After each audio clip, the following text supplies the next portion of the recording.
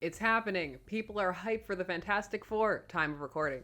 A 2025 teaser for Fantastic Four First Steps, slated for release in the summer of that same year, has some fans curious as to some of the things or faces glimpsed inside that trailer, which means it's a great opportunity to talk about one of them. The character being played by John Malkovich, whose role was kept under wraps in the lead up to the film, again time of recording, bears a striking resemblance to the Red Ghost. For people who enjoyed the teaser, they got excited about a few things. The 1960s aesthetics, although it's bordering more on retrofuturism the way they're depicting things, seeing her hints of Galactus, the fact that they said the word family. As a family. There's always room for family.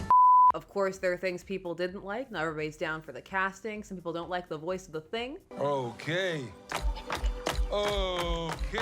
Different strokes for different folks. As for me, I want to talk about the Red Ghost and his indestructible super apes. Because whether or not that turns out to be the character that John Malkovich is playing, it's always a good time to talk about the Red Ghost. We're going to cast back to his first outing, the debut story, and it's an interesting one to revisit. He's certainly one of the lesser known Fantastic Four antagonists out there. He doesn't get as much play as Doctor Doom or Galactus or even the Mole Man, who he did team up with at one point. So I hope you're ready to go back to the Cold War and the space race, because the Red Ghost's first appearance is steeped in that. It's also where the red in his name comes from, because he's a proud communist. You will hear about that in this story several times. I'm Sasha, this is Casually Comics, and so many opportunities to talk about the Fantastic Four lately. It's a good time. The Fantastic Four debuted back in 1961 with Fantastic Four #1. They are largely responsible for propelling the newly named Marvel Comics to prominence. While their apocryphal tale of their creation is linked towards competing with National Comics or DC Comics for the Justice League, the Fantastic Four also bear some similarities to another DC team, the Challengers of the Unknown, which was co-created by Jack Kirby, who is one of the creators of Fantastic Four alongside Stan Lee. On their creation, Lee has stated, "For just this once, I would do the type of story I myself would enjoy reading.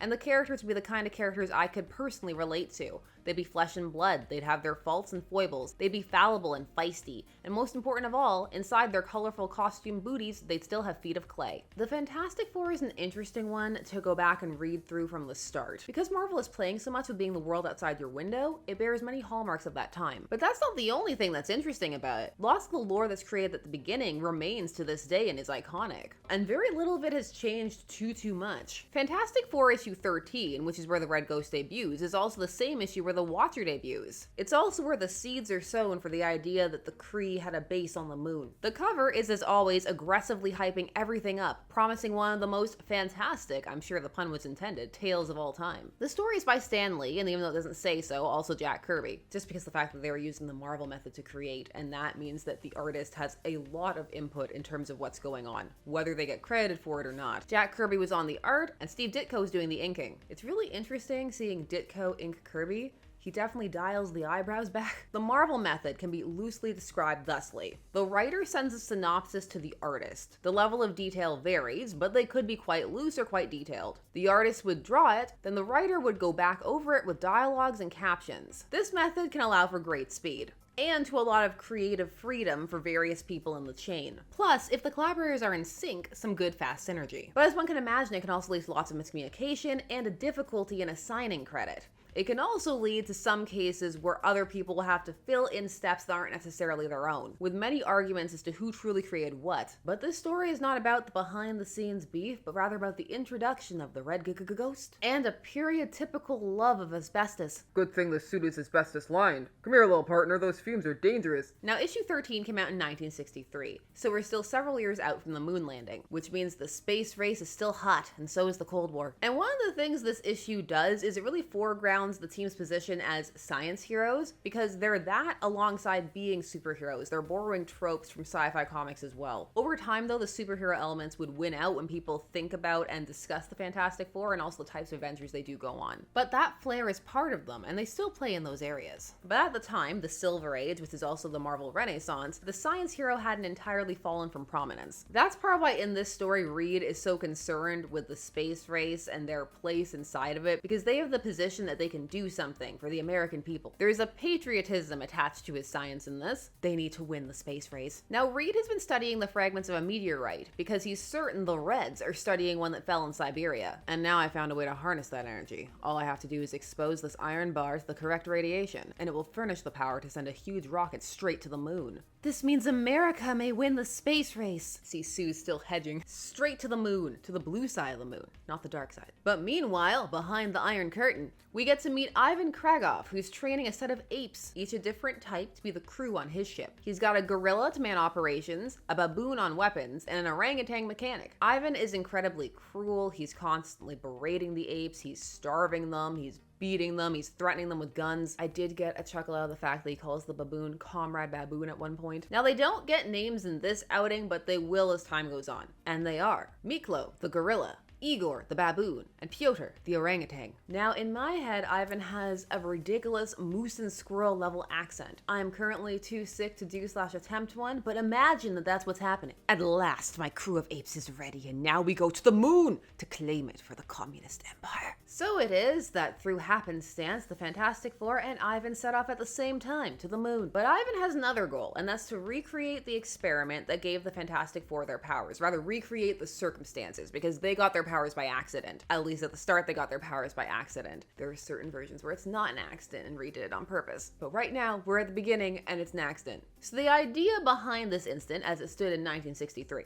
is that Reed's ship had been inadequately shielded, and that's how the rays got them. So Ivan made his ship entirely out of transparent ceramic plastic so that he could get maximum rays. Don't question the science. This is mad science. The rules are different. My ship is completely unshielded against the cosmic rays. Whatever dose of rays the Fantastic Four received, I shall get an even greater dose, for I shall not turn and flee from the rays as they did. I, Ivan Kragoff, shall become even more powerful than Fantastic Four, and so shall my apes. Together, we shall be lords of the solar system. The apes didn't sign up for this. I guess it's nice that they're being elevated to lords. The panel of him being, I guess, irradiated, it's very powerful. It's kind of scary. Now, there's another reason from a story perspective that this ship is transparent, and that's so that when Johnny goes out to look at it, he gets to go out courtesy of a special Atmo websuit. There's a lot of science in this. He can see on board, see the strange man and his apes. Now, on top of being bombarded with the same cosmic rays as the Fantastic Four, they were also in them for longer, because as Ivan said, they did not turn back. And so now we get to see what happened to all of these apes. What powers did they get? And then, almost without effort, the lumbering anthropoid seizes and lifts a 5-ton generator as though it is weightless. Anthropoid is a great word that's not used enough. So what do we have? The gorilla got super strength typecasting.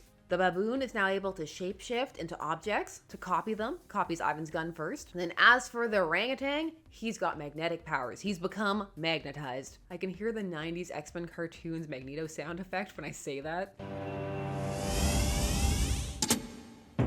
Because it's been magnetized.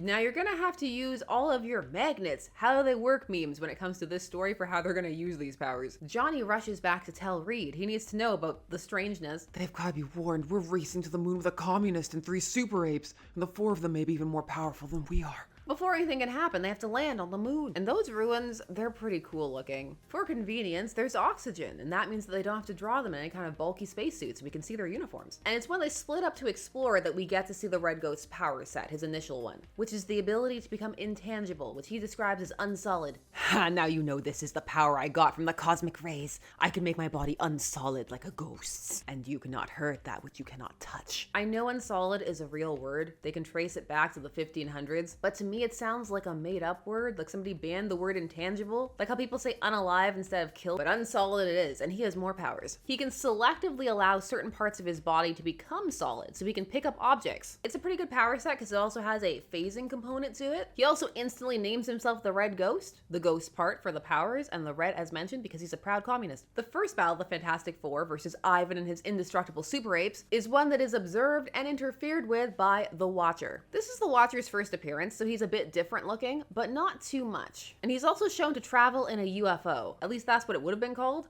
I suppose now we're supposed to call them UAPs. UAP! Now, despite the Watcher showing up saying he never interferes, his first act is to interfere and to drop some pointed, you're gonna destroy yourselves Cold War rhetoric. So the Watcher takes them and puts them at a different position on the moon to battle it out. And then he's gonna go and watch. He's got a house in the ruins. There's lots of comments about how nice it is. The first round of this fight goes to Ivan and his super apes, and they also kidnap Sue. And now my faithful orangutan adjusts her magnetic powers to attract a human body. Good. Now the girl can never escape.